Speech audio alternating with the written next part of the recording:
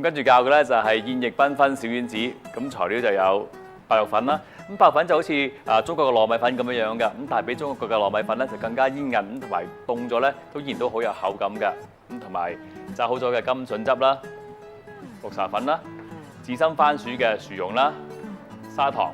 咁最重要嘅咧就係 Golden Nest 嘅燕窩啦，咁處理好晒㗎啦。好啦，咁啊點整咧？我將啲白粉擺落去先啦。咁我整幾隻唔同嘅顏色嘅。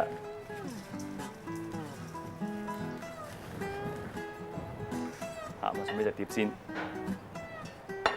咁啊，首先整橙色先啦。咁啊，將整好咗嘅甘筍汁啦，慢慢倒落去。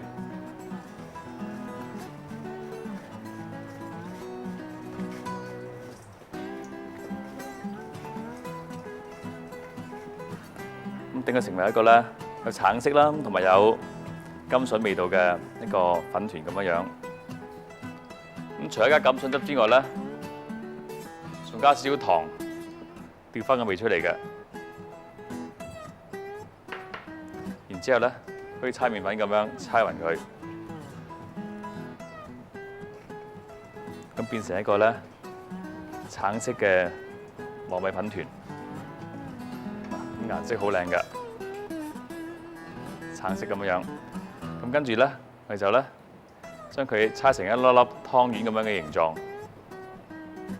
咁大細咧，隨你中意嘅啫。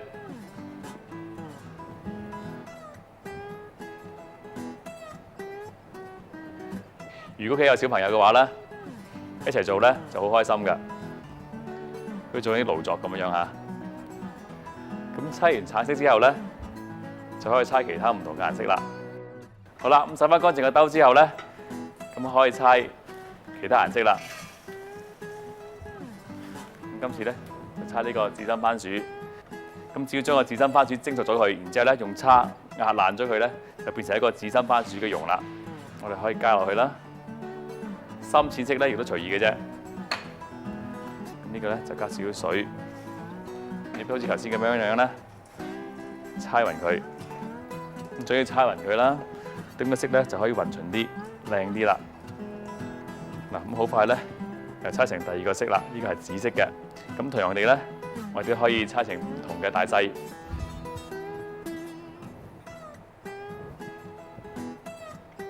係咪好靚咧？有橙色啦，有紫色啦，相當之容易做㗎。咁洗乾淨呢個兜之後咧，就整綠茶嗰個顏色啦。一樣咁做法啦，擺啲白肉粉，然之後咧就加綠茶粉，咁再加翻少少糖，先有個味道。然之後咧加翻啲水，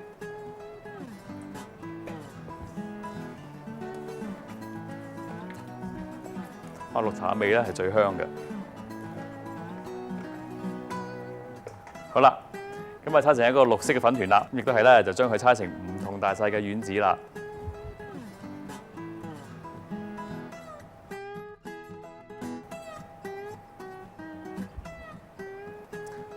咁玩快咧，唔同顏色嘅小丸子就整好咗啦。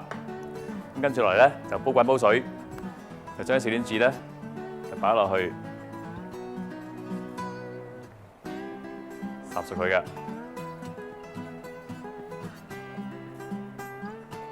咁其實呢個甜品咧，你凍食熱食都可以嘅，你趁熱食又可以啦，然之後雪凍食都可以嘅。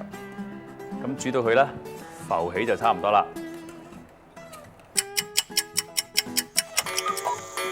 咁大概5分鐘之後咧，啲小丸子就煮到浮起晒嘅啦。咁我用個格篩啦，隔走啲水啦。啲顏色雖然咁鮮豔啫喎，咁但係咧全部都係啲天然嘅顏色嚟嘅，所以絕對放心食用㗎。咁跟住咧就準備一烹冰水，將佢擺落去，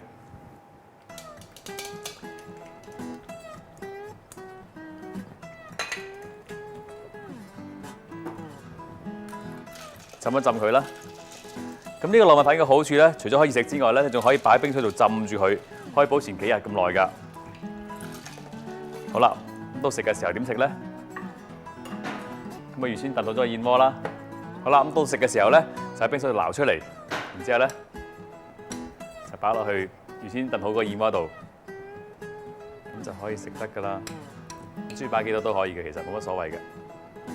咁跟住咧就可以加啲裝飾，呢個演繹繽紛小丸子，咁就可以上台啦。